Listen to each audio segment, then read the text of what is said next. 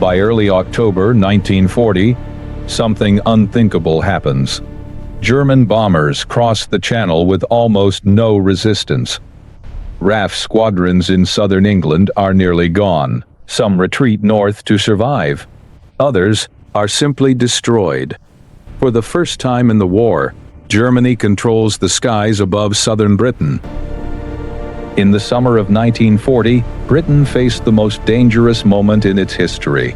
Across the English Channel, Nazi Germany controlled almost all of Europe. France had collapsed in just 6 weeks. German tanks stood on the Atlantic coast, looking across the water toward Britain. Only one thing stood between Hitler and total domination of Western Europe: the Royal Air Force. If the RAF survived, Britain could never be invaded. If the RAF was destroyed, Britain would be defenseless. History remembers the Battle of Britain as the moment the RAF saved the country. But the truth is far more fragile. Because if just a few decisions had gone differently, the sky above Britain might have fallen into German hands. And if that happened, World War II might have taken a very different path. By July 1940, Hitler believed victory in Europe was almost complete. Poland had fallen. France had surrendered. The Netherlands and Belgium were occupied. Italy had joined the Axis. Only Britain remained. The island stood alone against the most powerful army in the world. But invading Britain was not simple. The English Channel protected the country like a natural wall. German ships could not cross safely, while the Royal Navy controlled the seas. And the Royal Navy could only be challenged if Germany controlled the sky. So before invading Britain, Hitler needed to destroy the Royal Air Force. That task became known as the Battle of Britain. German commanders believed victory would be quick. The Luftwaffe, the German Air Force, was larger than the RAF. It had more aircraft, more experienced pilots, and the confidence of recent victories across Europe. They believed Britain would collapse in weeks. The plan was simple. The plan is simple. We destroy the RAF airfields here and here. Yeah. The English Channel will be a trap for the British fleet. Their collapse will be swift. Our forces will be in London within weeks. Attack British radar stations. Destroy airfields. Crush the RAF before it could defend the island. Once the British Air Force was gone, German bombers would destroy Britain's infrastructure. And after that, German soldiers would cross the Channel. Britain had one advantage Germany underestimated: radar. Along the southern coast stood tall towers that could detect incoming aircraft from miles away. Contact. Multiple formations bearing 095. Speed and altitude confirmed. They're heading for the coast. Scramble the fighters, now. These stations allowed Britain to see German raids long before they reached land. Fighter pilots could be directed exactly where they were needed.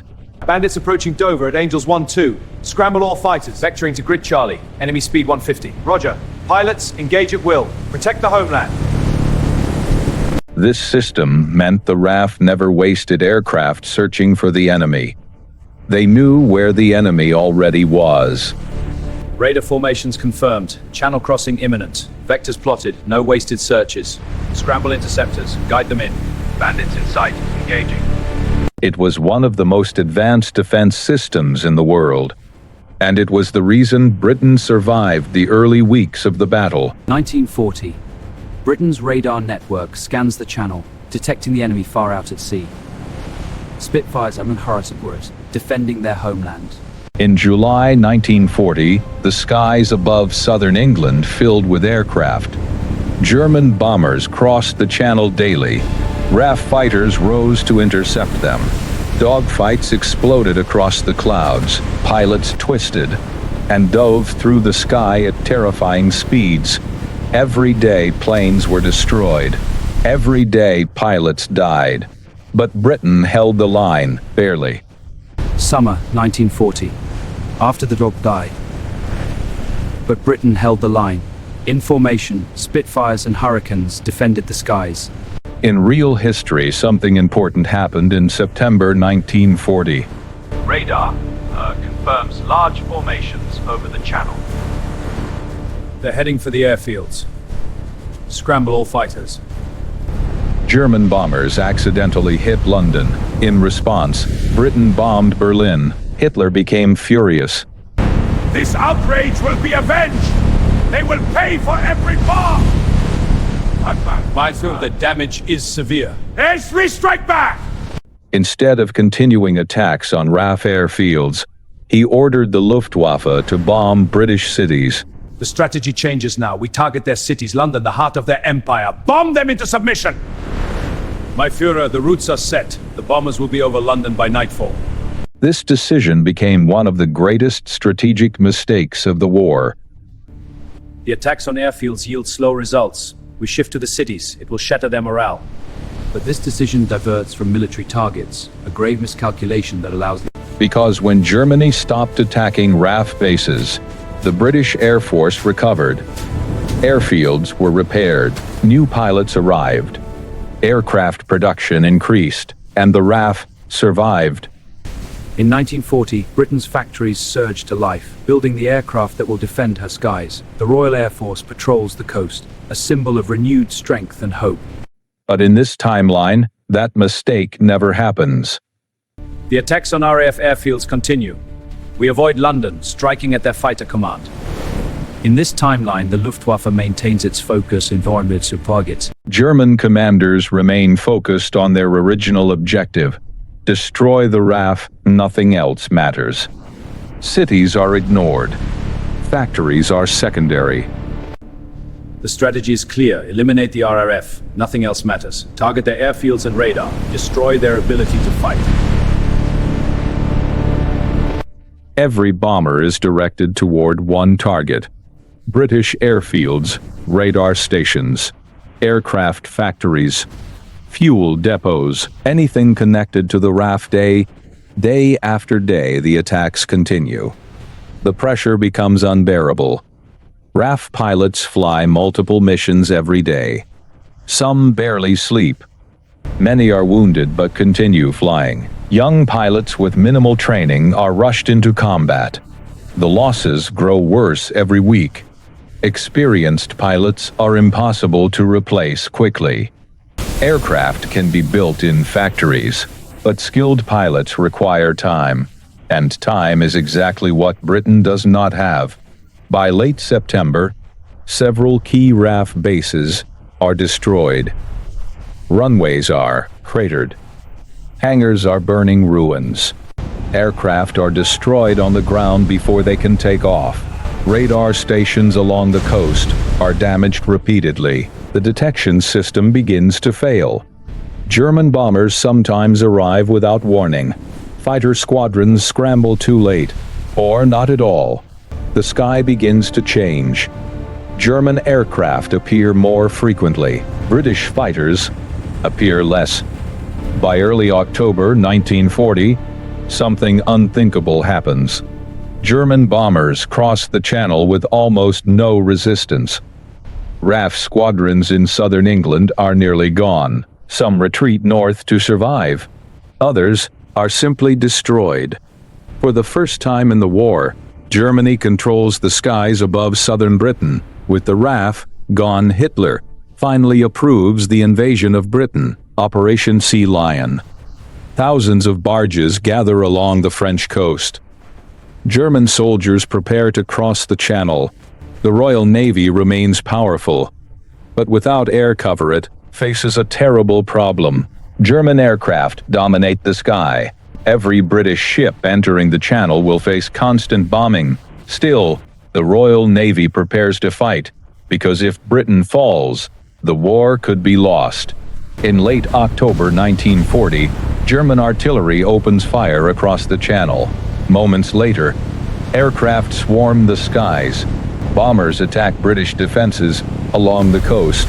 Radar stations are destroyed completely. Then the ships appear. Hundreds of vessels moving slowly toward England. The invasion has begun. British coastal defenses open fire.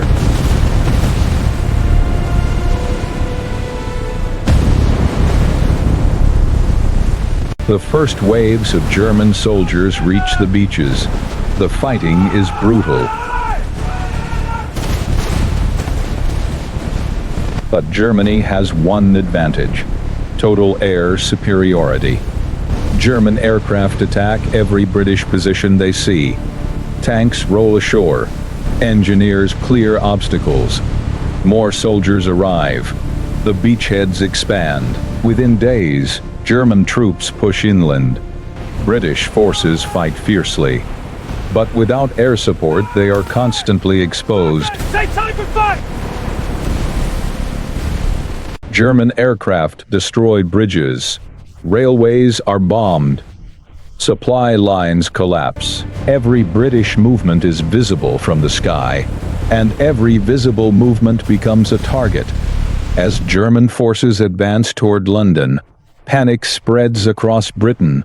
Civilians evacuate. Government offices relocate. Churchill refuses to leave the city. He insists Britain must fight to the end. But the situation becomes desperate. German aircraft bomb London continuously.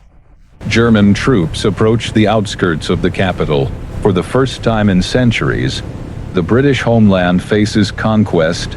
And across the Atlantic, the United States watches in shock. Britain had been the last democratic power standing against Nazi Germany in Europe. If Britain falls, Germany will control nearly the entire continent. America suddenly faces a terrifying possibility. A Europe dominated entirely by Hitler. Without Britain as an ally, launching an invasion of Europe becomes almost impossible. Meanwhile, in the East, the Soviet Union watches carefully. Hitler had always planned to invade the Soviet Union. But if Britain collapses first, Germany gains time. Resources from Western Europe strengthen the German war machine. The invasion of the Soviet Union might begin with even greater strength, and that could change the outcome of the war in the East as well. If Germany conquers Britain in 1940, the entire course of World War II shifts. There is no safe base for Allied forces in Western Europe. There is no British airfield for American bombers. There is no launching point for D-Day. Europe becomes a fortress, controlled by Nazi Germany. The war continues, but victory becomes far less certain. The Battle of Britain is remembered as one of the most important battles in history, because the margin between victory and disaster was incredibly small.